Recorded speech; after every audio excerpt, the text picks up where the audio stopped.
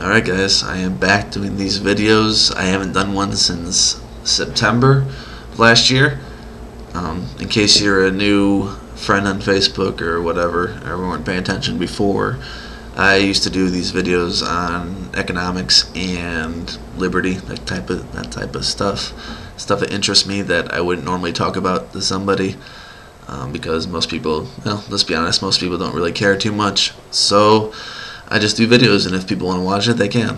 Instead of, being that annoying person that approaches people, approaches their friends, and talks about something that just interests them and other people don't care about. So this is my way of venting.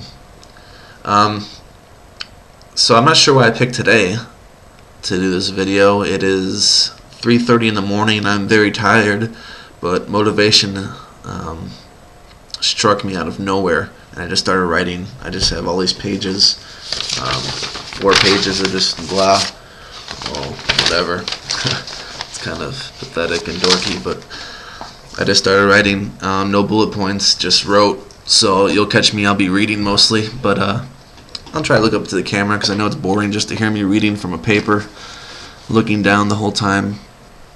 So anyway, I'll just get into it. I feel that people don't realize that what we're doing is going to cause an all-out crisis. The debt we're taking on is far too massive. Eventually, our creditors are going to figure out that we have no intentions to repay. Don't think for a second that China will always want to lend Americans money to buy Chinese products. Once they figure out that we have no intentions to repay, then once it's realized that they won't be repaid, or that if we do repay them, it'll be with US dollars that are not worth what they expect them to be, then the party is over. Once we are not getting money to borrow anymore, then the interest rates to service our national debt are going to skyrocket. Right now they are at pretty much 0%. What will happen when we have to pay interest rates of 10% on a debt that is over $16 trillion? We won't be able to afford our interest payments, let alone the principal. Part of the reason people don't take this too seriously is because nothing drastic has come about from our debt, and people tend not to worry as much about stuff until it affects their own lives.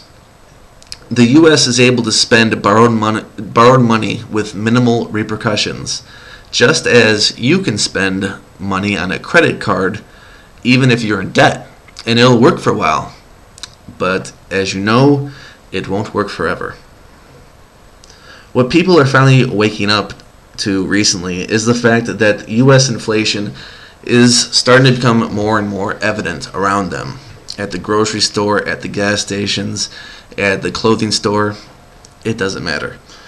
The government will continuously try, and has continuously tried, to make excuses and pass the blame around. When everything goes up, it's always unrest in the Middle East or droughts all over the world. It's never their fault. People are starting to wise up and understand exactly why our dollar is worth less and less. Whether you're a Democrat, Republican, or independent, you should realize it's the Federal Reserve. The Federal Reserve should be despised by all except those who benefit from it directly, like banks, mostly banks that would otherwise be insolvent if it weren't for the cheap, easy money from the Federal Reserve. The rest of us will suffer as a result of the monetary policies in place, which are designed to simply kick the can down the road, as far down the road as possible, to make things that much worse when we're forced to face our sovereign debt crisis. It wasn't always like this, though. You probably have heard your grandparents or your great-grandparents talk about how much more expensive things are now than they were when they were growing up. But if they grew up in the early 1900s, then they would have heard the opposite from their great-grandparents and grandparents. They would hear how much cheaper things are now than they were when they were growing up, and how lucky they are to live at that time. So the opposite was heard. This was before the Federal Reserve and before we ever left the gold standard, back when inflation wasn't an issue in America. To explain things in simple terms, I'll point out what gives things value. The value of money and goods is based on scarcity. An obvious example of that would be a collector that has an item that maybe says it's limited edition, it's 60 out of 100. Imagine that value versus the value of something 60 out of 10,000. Now, sorry, I lost my spot. Now, if you look at real money, a good example would be the gold rush in California. Once that money was introduced in supply, the value of everything went, or the prices of everything went up. Once the gold was discovered and there was more gold, then everybody had more gold, and thus the prices went up for everything. People that were migrating to California started to see that the prices were 10 times more than things were back east. So the equivalent of now would be buying a CD for $130.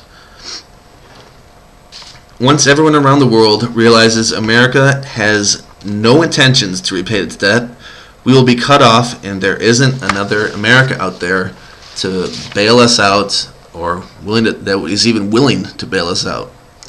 We will be left with our failed businesses and currency. We will have to endure harsh austerity measures and rebuild our economy into something real, not one based on consumption and debt. We will have to embrace real capitalism, not crony capitalism and corporatism we have devolved into.